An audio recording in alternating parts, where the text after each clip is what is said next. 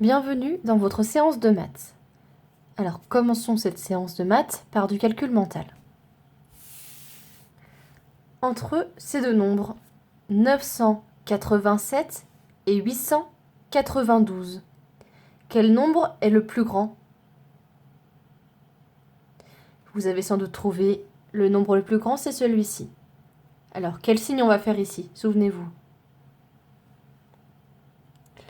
Le petit monstre, on pouvait représenter comme ça.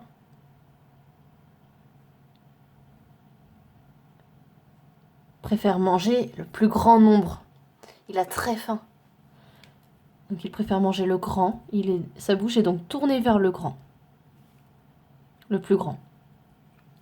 D'accord? Entre ce nombre-là et celui-ci,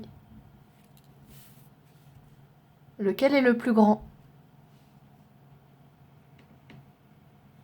Alors, on regarde d'abord les centaines. 8 centaines et 8 centaines. Là, ça ne permet pas de savoir lequel est le plus grand. Donc, on regarde ensuite les dizaines. Tout à fait. Donc, 9 et 8.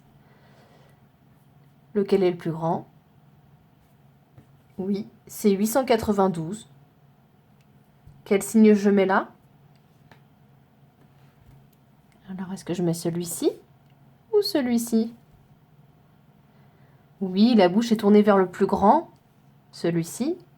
Donc, le symbole doit être comme ceci. Et enfin, quel nombre est le plus grand entre 713 et 719? On regarde d'abord le chiffre des centaines.